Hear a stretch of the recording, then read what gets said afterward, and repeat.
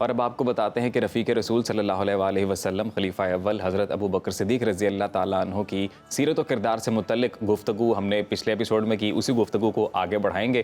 اور ہمارے ساتھ موجود ہیں ہمارے گیسٹ قرآنک اسٹڈی کے اسپیشلسٹ عبدالسلام عارف صاحب۔ عبدالسلام صاحب ویلکم ٹو صدائے رمضان سر، کیسے ہیں؟ بہت شکریہ، الحمدللہ سب خیر۔ عبدالسلام صاحب آ چکے وصال بھی ہے جی ہاں، جناب عائشہ صدیقہ کا، جی ہاں بالکل، اور اس حوالے سے بھی گفتگو۔ جی بالکل ٹھیک ہے۔ پہلے تو کل جب جہاں سے ہم نے چھوڑا تھا تھوڑا سا وہ بتا دیتے ہیں کہ ہم نے چھوڑا تھا کہ ایک ریولیوشن ہوتا ہے اور اس کی کاؤنٹر ریولیوشنر موومنٹ آتی ہے۔ تو اسلام کا جو ریولیوشن تھا یہ جزیرہ عرب پہ نبی صلی اللہ علیہ وسلم کے دور میں پورے کا پورا کامیاب ہو گیا تھا۔ مثلا جزیرۃ العرب آپ کے آج کے دور میں بحرین، عمان، قطر، یو اے ای تمام کا تمام جو ہے نا جی، اس پہ نبی کریم صلی اللہ علیہ وسلم کی حکومت قائم ہو گئی تھی اور نبی صلی اللہ علیہ وسلم کے گورنر وہاں پہ کام کر رہے تھے۔ صحیح۔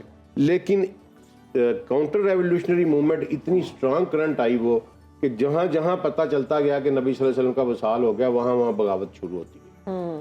اور یہ بہت کم لوگ ہماری ہسٹری میں یہ بتاتے ہیں کہ صرف 3 مساجد ایسی یا 3 شہر ایسے رہ گئے تھے جہاں بغاوت نہیں ہوئی، وہ مکہ، مدینہ اور طائف۔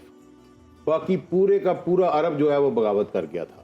اور یہ اتنی مشکل صورتحال تھی کہ اگر یہاں پر ابو بکر صدیق نے جو اپنی تاریخی طور پہ جو استقامت دکھائی نا، اگر وہ نہ دکھاتے یا وہ ان کی جگہ کوئی اور بندہ ہوتا اور اس کا قد، کیونکہ ابو بکر صدیق کا قد کاٹ بہت زیادہ تھا تو پورے عرب میں ان کی عزت کی جاتی صحیح۔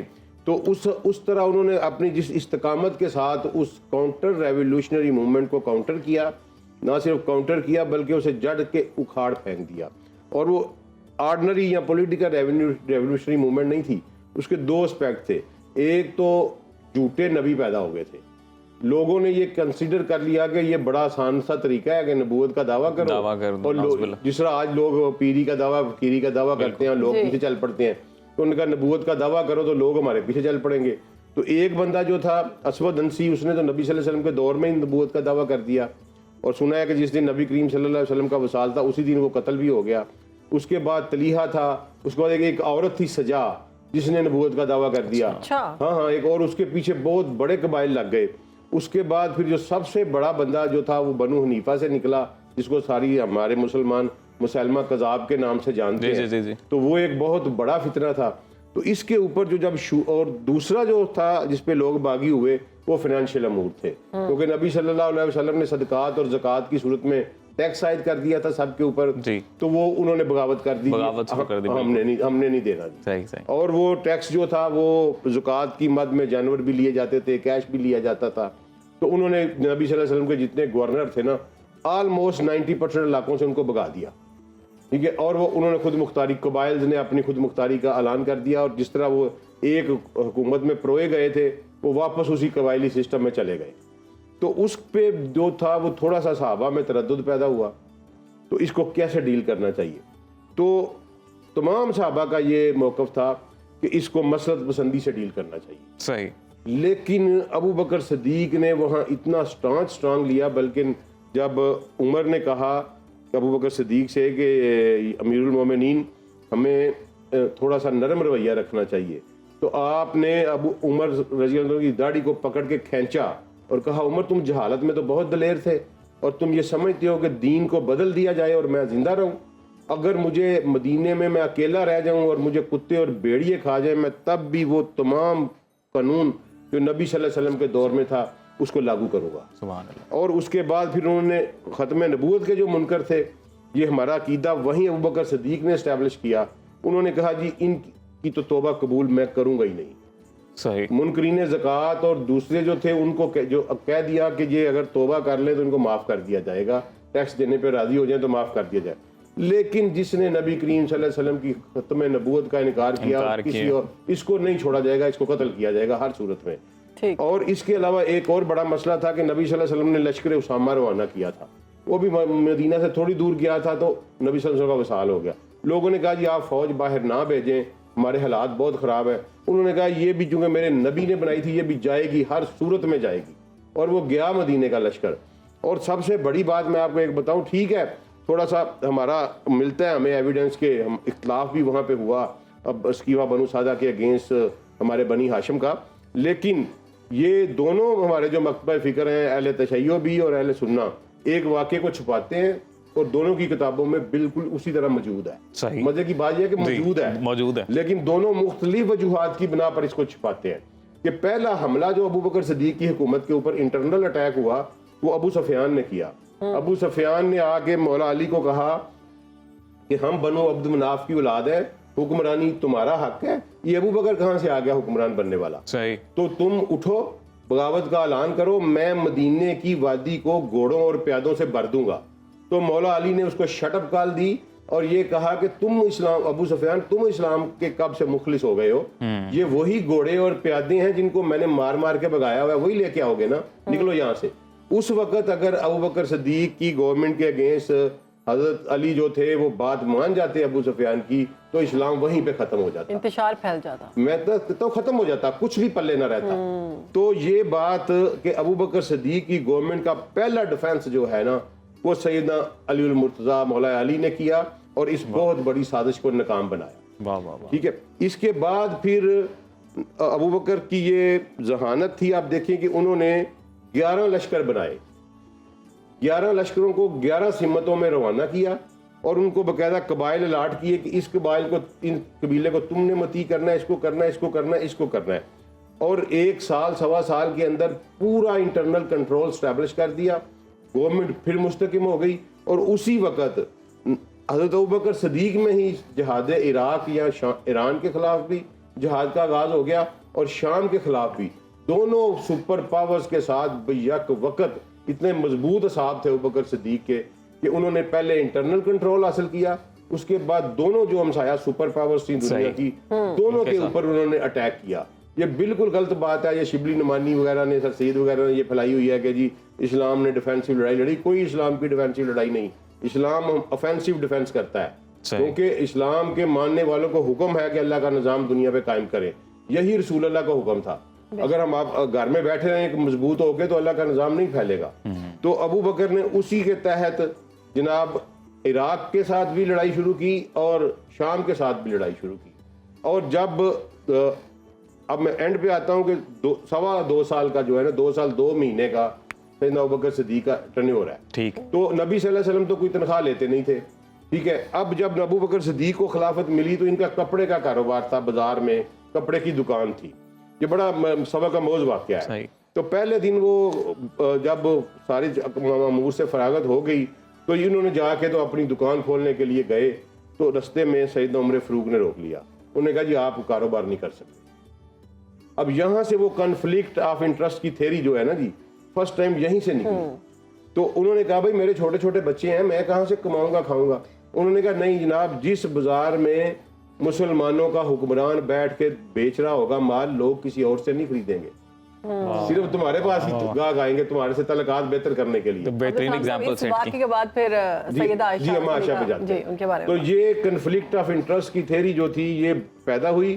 تو پھر صحابہ نے مل کے فیصلہ کیا کہ ایک مزدور کے برابر کی تنخواہ خلیفۃ المسلمین کی ہوگی. تو ابوبکر صدیق جب فوت ہونے لگے تو انہوں نے بلایا, انہوں نے کہا جی میں نے کتنے پیسے لیے ہیں اب تک. تو ان کو بتایا کہ آپ نے 4,500 درہم جو ہے اب تک لیے ہیں 2.5 سالوں میں, 2.25 سالوں میں.